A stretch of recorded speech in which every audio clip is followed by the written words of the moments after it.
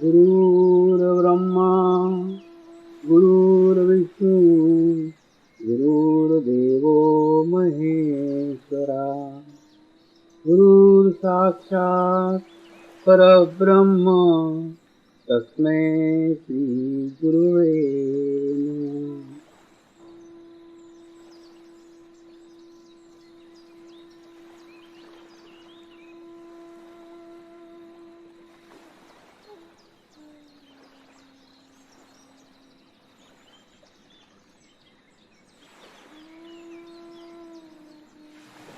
मेरे साथ ध्यान की शुरुआत करेंगे।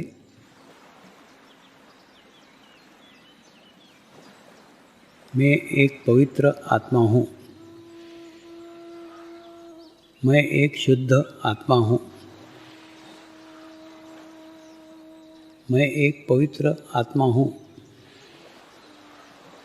मैं एक शुद्ध आत्मा हूँ। मैं एक पवित्र आत्मा हूँ। मैं एक शुद्ध आत्मा हूँ। गुरु मंत्र का उच्चारण करेंगे। ओम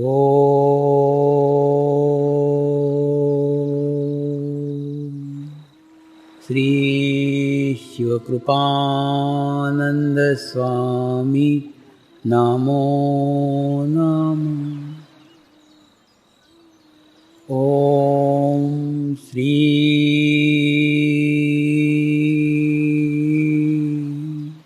शिवकृपानंद स्वामी नमो नमः। ओम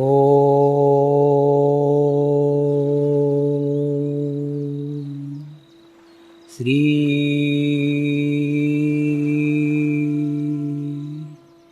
शिवकृपानंद स्वामी नमो नमः।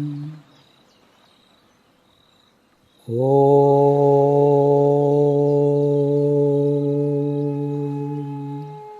श्री शिवकृपानंद स्वामी नमो नमः।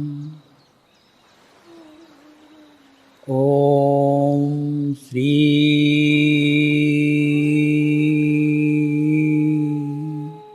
शिवकृपानंद स्वामी नमो नमः। ओम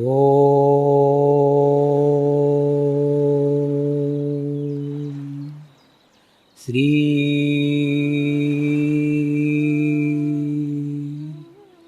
शिवकृपानंद स्वामी नमो नमः। ओम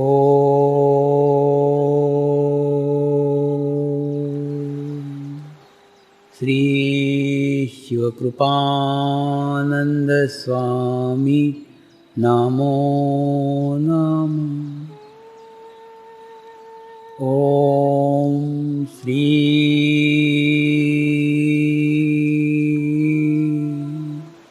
शिवकृपानंद स्वामी नमो नमः। ओम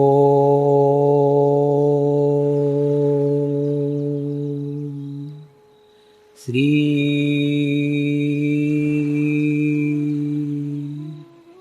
शिवकृपानंद स्वामी नमो नमः।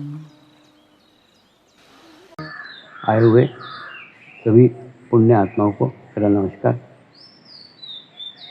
आज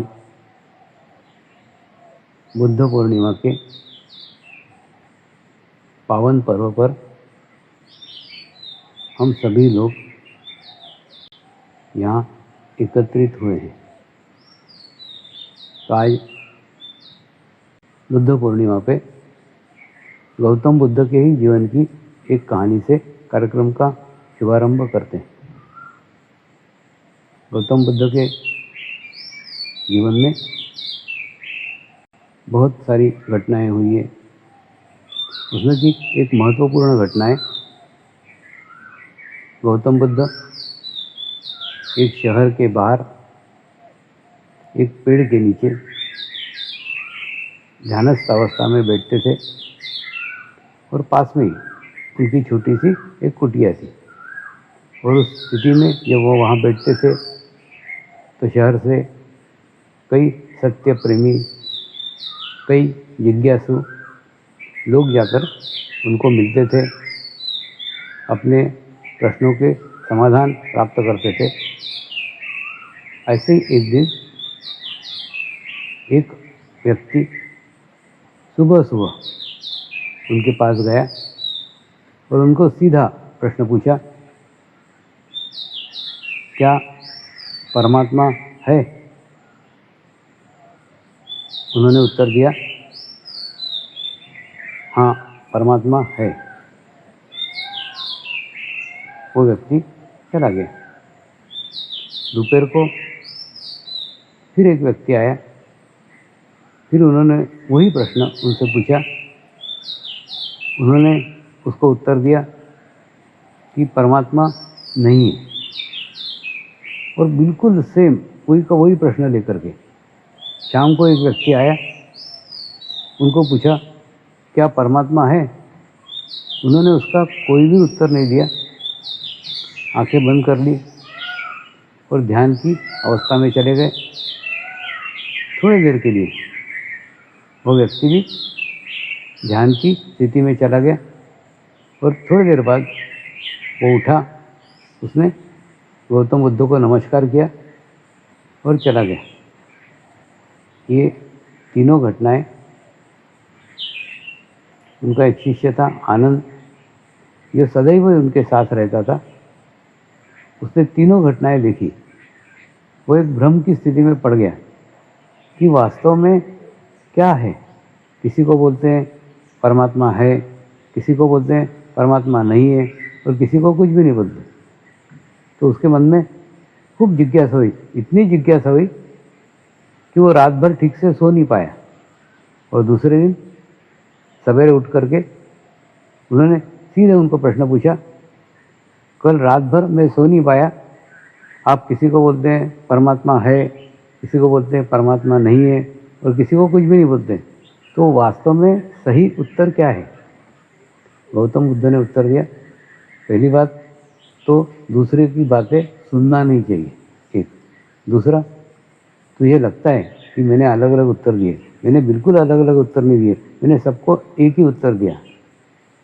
देखिए, जो सबसे पहले व्यक्ति आया था, जिसको मैंने कहा कि परमात्मा है, वो वास्तव में नास्तिक था, भगवान पे उसका बिल्कुल भी विश्वास नहीं था, और उसके बाद उसको कोई अनुभव नहीं था, कोई अनुभूति नहीं थी कि परमात्मा नहीं है। लेकिन फिर भी उसके उस धारणा को तोड़ने के लिए मैंने उसको कहा परमात्मा है। दूसरा, दोपहर को जो व्यक्ति आया था वो आस्तिक था, और उसके बाद में उसके बावजूद भी उसको भी परमात्मा की कोई अनुभूति नहीं थी, परमात्मा का कोई अनुभव नहीं था, और एक अंधश्रद्धा रख करके वो परमात्मा को मान रहा था। इसलिए उसको उत्तर दिया मैंने, परमात्मा नहीं है।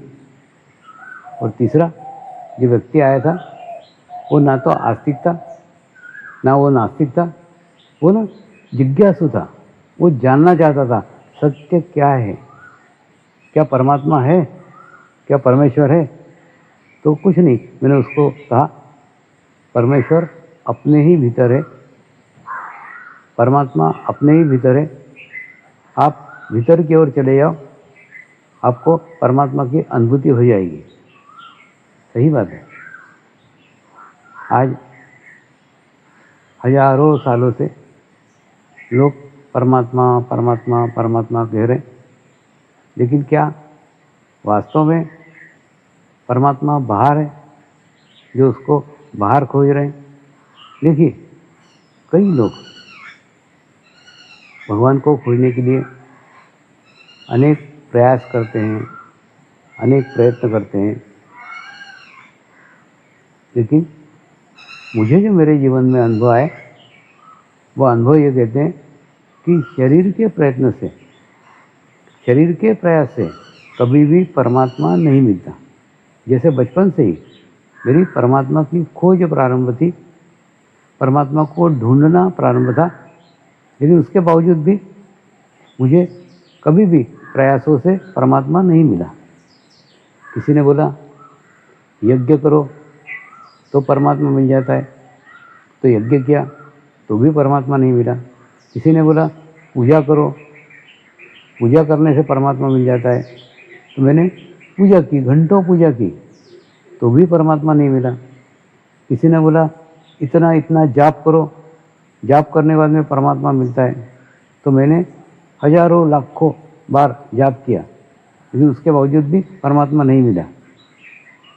तो जिसने परमात्मा को पाने के लिए जो जो रास्ते बताए, जो जो मार्ग बताए, वो सभी मार्ग, सभी रास्ते मैंने अवलंब किए, लेकिन सभी रास्ते, सभी मार्ग अवलंब करने के बाद भी परमात्मा नहीं मिला।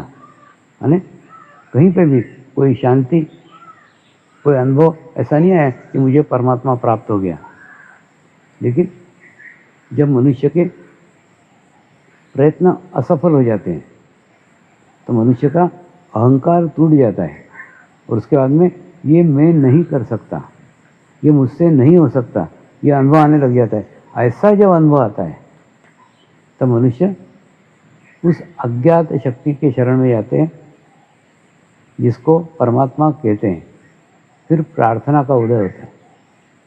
वास्तव में देखा जाए ना तो प्रार्थना आध्यात्मिक स्थिति को बढ़ाने के लिए बहुत बड़ी मार्गदर्शक है, लेकिन वो प्रार्थना किसी भय से नहीं होनी चाहिए कि परमात्मा मेरा ये बुरा नहीं हो जाए, परमात्मा मेरे साथ ये बुरी घटना नहीं हो जाए।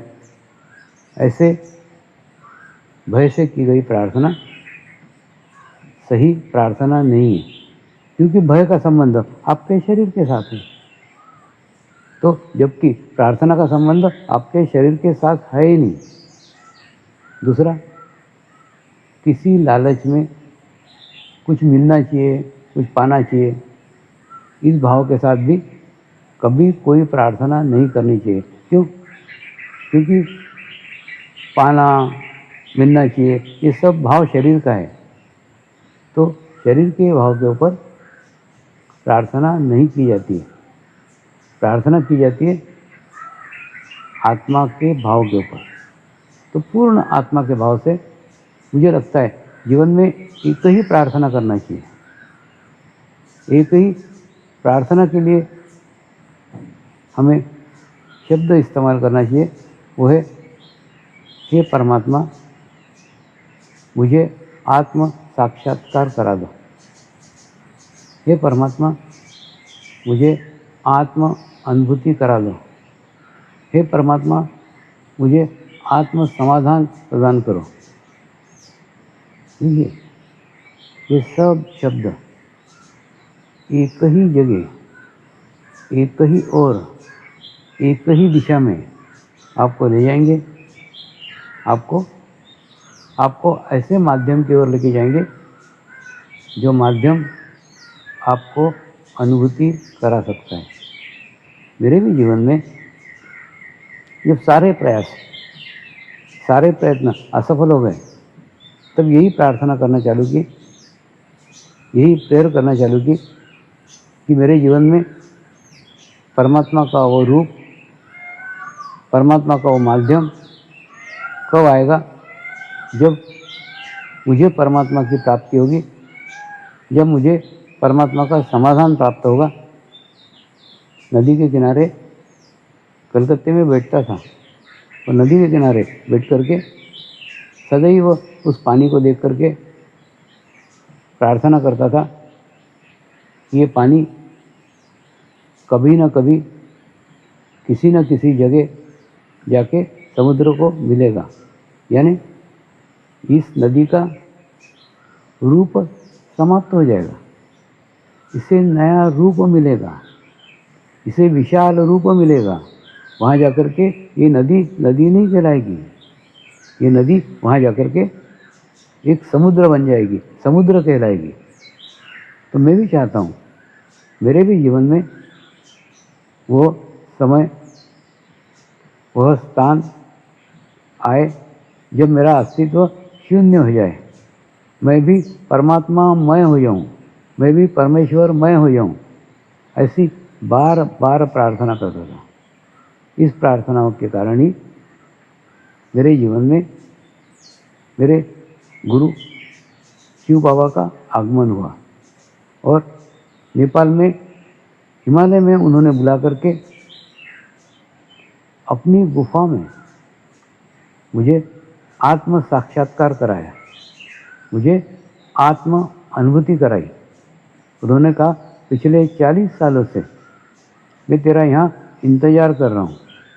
मेरे जीवन का उद्देश्य मुझे गुरु ने दी हुई धरोहर ज्ञान तुझे सौंपना है, इसलिए मैं 40 साल से इंतज़ार कर रहा हूँ। और उसके बाद में जैसे ही उन्होंने अनुभूति कराई, जैसे उन्होंने अनुभव कराया, मैं 3 दिन के लिए समाधि के स्थिति में चला गया। वो क्षण, वो अनुभूति मुझे जीवन भर याद है। मुझे भी लगता है प्रत्येक साधक ने अपने जीवन में वो क्षण, वो अनुभूति को बार बार याद करना चाहिए। जैसे हमारा चित्त उस क्षण पे जाता है, वो हमारे जीवन का टर्निंग पॉइंट है। उस घटना पे जाते हैं तो तुरंत एक अच्छी स्थिति, एक अच्छे वाइब्रेशंस हमको अनायास ही प्राप्त हो जाते हैं। तो जैसे ही उन्होंने अनुभूति कराई, उसके बाद में वो परमात्मा नहीं थे, वो परमेश्वर नहीं थे, मेरे ही तरीके सामान्य 2 हाथ और 2 पैर के व्यक्ति थे। उसके बावजूद भी, जबकि ये विश्वास लेके मैं चला था कि परमात्मा कोई शरीर हो ही नहीं सकता, क्योंकि मेरी नानी कहा करती थी, परमात्मा अविनाशी है, परमात्मा कल भी था, परमात्मा आज भी है और परमात्मा कल भी रहेगा। तो मैं उसी समय समझ गया था, परमात्मा कोई व्यक्ति हो ही नहीं सकता, परमात्मा कोई शरीर हो ही नहीं सकता। ये विश्वास लेके सालों तक चला था। उसके बावजूद भी मैंने वो शरीरधारी गुरु को ही परमात्मा मान लिया। क्यों मान लिया? क्योंकि उनको मिलने के बाद में, उन्होंने अनुभूति कराने के बाद में मेरी परमात्मा की खोज समाप्त हो गई। और जीवन में सबसे बड़ा समाधान, मुझे परमात्मा मिल गया, मुझे परमेश्वर मिल गया, ये प्राप्त हो गया। और ये हो जाने के बाद में अंतर्मुखी यात्रा प्रारंभ हुई। सामान्य मनुष्य में और सद्गुरु में शरीर का कोई अंतर नहीं होता, हमारे जैसे का समान रहता है, लेकिन उसकी आत्मा विशेष होती है। आत्मा वो विशेष होती है जिस आत्मा के साथ लाखों लोगों की सामूहिकता जुड़ी रहती है, लाखों लोगों की कनेक्टिविटी जुड़ी रहती है। मेरे गुरुदेव के साथ भी लाखों लोगों की, लाखों आत्माओं की सामूहिकता जन्मों जन्मों से जुड़ी हुई थी। और यही कारण उनके भीतर की अंतर्मुखी शक्ति जैसे उन्होंने मेरे भीतर प्रवाहित की, मुझे भी परमात्मा मेरे ही भीतर है, परमात्मा मेरे ही अंदर है, इसका अनुभव हो गया और इसकी अनुभूति हो गई।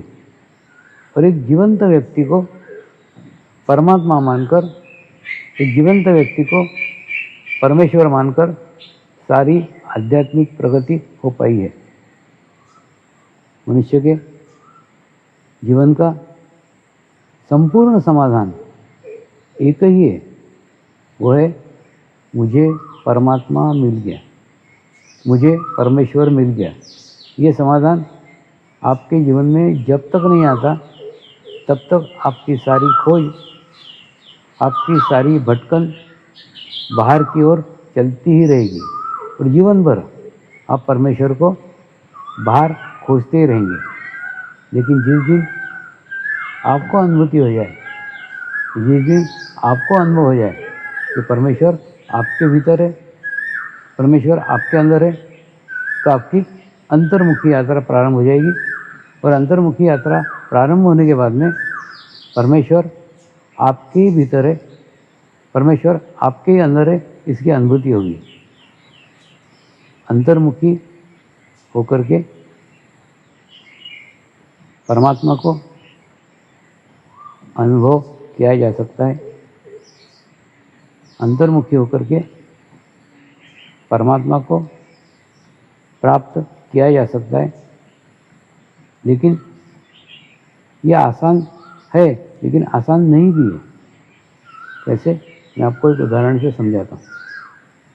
आपके जेवर आप किसी बैंक के लॉकर में रखते हैं, जेवर आपके हैं, लॉकर आपका है, लेकिन उसके बावजूद भी वो जेवर आपको तब तक प्राप्त नहीं होते जब तक बैंक मैनेजर आकर के अपनी चाबी आपके लॉकर में लगा के लॉकर खोलता नहीं है। और वो खोलने के बाद में फिर आप आपकी चाबी लगा करके पूर्ण लॉकर को खोल के जेवर ले सकते हैं। यानी आपके ही जेवर होते हुए भी आप उस मैनेजर की चाबी लगाए बिना आप वो जेवर प्राप्त नहीं कर सकते। बिल्कुल ठीक ऐसा ही परमेश्वर आपके ही भीतर है, परमात्मा आपके ही अंदर है, लेकिन आपके पास है, आपके करीब है। वो करीब होने के बावजूद भी उस परमात्मा तक पहुंचने के लिए सद्गुरु रूपी चाबी की आवश्यकता होती है। जब तक आपके जीवन में कोई सद्गुरु नहीं आता और जब तक वो आपके चित्त को भीतर नहीं कराता, तब तक परमात्मा की प्राप्ति संभव ही नहीं है। और इसके लिए आपको अंतर्मुखी होने की आवश्यकता है। और अंतर्मुखी तभी होंगे जब आपके जीवन में सद्गुरु का आगमन होगा। अंतर्मुखी होना और अंतर्मुखी होकर के परमात्मा की प्राप्ति करना, परमेश्वर की प्राप्ति करना, यह योग का प्रमुख उद्देश्य है। जब यह प्राप्ति हो जाती है तो धीरे धीरे धीरे, इसमें चमत्कार कुछ नहीं है, इसमें मिरेकल्स कुछ नहीं है। जो भी होता है वो एक क्रमबद्ध तरीके से, वो एक लयबद्ध तरीके से होता चला जाता है। देखिए, ये योग यानी आत्मा का परमात्मा के साथ योग, और ये योग होने के बाद में आपके शरीर का भाव धीरे धीरे धीरे धीरे धीरे धीरे कम होना प्रारंभ हो जाता है, और आपके शरीर के अंदर आपके आत्मा का भाव धीरे धीरे धीरे धीरे बढ़ना प्रारंभ हो जाता है। और प्रारंभ होने के बाद में आपके जीवन की सभी समस्याओं का निदान योग है। देखिए, योग एक ऐसा माध्यम है जिसके माध्यम से आपके जीवन की सभी समस्याओं का हल है। क्यों? आप जरा सूक्ष्मता से देखो ना, थोड़े गहराई से सोचो ना कि आपके जीवन की सारी समस्याएं, जरा गौर से सुनो, आपके जीवन की सारी समस्याएं केवल और केवल आपके शरीर से संबंधित है। कोई भी ऐसी समस्या नहीं है, कोई भी ऐसी प्रॉब्लम नहीं है जो आपके शरीर से संबंधित नहीं हो। यही कारण है, जैसे जैसे आप में शरीर भाव बढ़ता है वैसे वैसे वो समस्या भी बढ़ने लग जाती है। इसलिए इसके अंदर शरीर भाव को कम करने का प्रयास ही नहीं किया गया है। योग का उद्देश्य आपके भीतर का आत्मभाव वृद्धिगत कर दो, और जैसे ही आत्मभाव वृद्धिगत हो जाएगा, इतना बढ़ जाएगा, इतना बढ़ जाएगा, इतना बढ़ जाएगा कि आपके भीतर का शरीर भाव धीरे धीरे धीरे धीरे धीरे धीरे कम होना प्रारंभ हो जाएगा, और आपके जीवन की सभी समस्याएं, आपके जीवन की सभी प्रॉब्लम रहेगी, लेकिन महसूस नहीं होगी। देखिए, होना और महसूस होना में खूब अंतर है। मैं आपको एक उदाहरण से समझाने का कोशिश करता हूँ। समझ लो, एक पानी का ग्लास है। हाँ, पानी का ग्लास में एक चम्मच काली शाही डाल दो, तो एक चम्मच काली शाही डालने से, एक चम्मच काली शाही डालने से पूरे ग्लास का पानी काला हो जाता है। क्यों? क्योंकि ग्लास के अंदर पानी कम है, और कम पानी को पूरी एक चम्मच काली शाही प्रभावित कर सकती है, काला कर सकती है। लेकिन वही 1 चम्मच काली शाही आप जाकर के गंगा नदी में डाल दो तो काली शाही कहाँ चली गई आपको पता भी नहीं चले। तो वहाँ जाके वो काली शाही क्या गोरी हो जाएगी, सफ़ेद हो जाएगी? नहीं, वो वहाँ पे भी काली रहेगी, लेकिन उसका अस्तित्व नगण्य हो जाएगा। बिल्कुल ठीक ऐसा ही अगर आप योग करते हो तो योग करते हो यानी आपकी आत्मा परमात्मा के साथ समरस हो जाती है। तो समरस होने के बाद में आपका अस्तित्व नगण्य हो जाता है। तो फिर आपकी समस्याएं, आपके प्रॉब्लम, आपका शरीर का ही अस्तित्व नगण्य हो गया। तो शरीर से संबंधित जितनी भी समस्या है, आपके जीवन के जितने भी प्रॉब्लम्स हैं, सभी प्रॉब्लम नगण्य हो जाएंगे, यानी उनका अस्तित्व शून्य हो जाएगा, उसका महत्वहीन हो जाएगा। क्यों? क्योंकि आपके अंदर आत्मभाव वृद्धि हो जाएगा। योग का क्षेत्र खूब विशाल है, खूब बड़ा है। देखिए, एक तो मनुष्य के भीतर का शरीर भाव कम करके आत्मभाव को वृद्धित करना और उसके जीवन के सभी समस्याओं का निदान करना, यह योग का क्षेत्र है। दूसरा, मनुष्य को धर्म जागृत करना। धर्म यानी आप जो सोच रहे हो ना, हिंदू धर्म, मुस्लिम धर्म, क्रिश्चियन धर्म, मैं इन धर्मों की बात ही नहीं कर रहा हूँ। ये धर्म नहीं है, ये उपासना की पद्धतियाँ हैं। हो सकता है आपकी उपासना की पद्धति अलग हो सकता है मेरी उपासना की पद्धति अलग हो, हम दोनों की उपासना की पद्धतियाँ भले ही अलग हो, लेकिन हम दोनों का धर्म एक ही है। हम दोनों मनुष्य हैं, इसलिए इसके अंदर मनुष्य धर्म जागृत होता है। यहाँ धर्म का आशय, हे परमात्मा, हम सभी पवित्र आत्माएं आपको हृदय से प्रार्थना करते हैं कि सारे विश्व में शांति हो, सारे विश्व के आत्माओं की आध्यात्मिक उन्नति हो एवं सर्वांगीण उन्नति हो। यही हम सब आत्माओं की शुद्ध इच्छा है। नमस्कार करेंगे।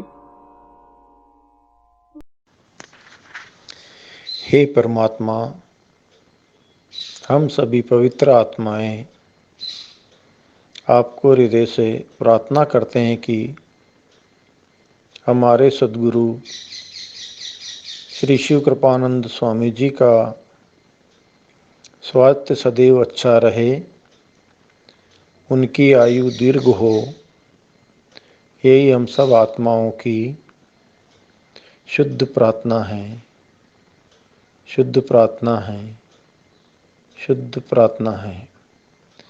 हे परमात्मा, समर्पण आश्रम व श्री गुरु शक्ति धाम का निर्माण कार्य आपकी कृपा में, आपकी करुणा में, आपकी इच्छा अनुसार निर्विघ्न संपन्न हो। यही हम सब आत्माओं की शुद्ध प्रार्थना है, शुद्ध प्रार्थना है, शुद्ध प्रार्थना है। शांति पाठ करेंगे। ओम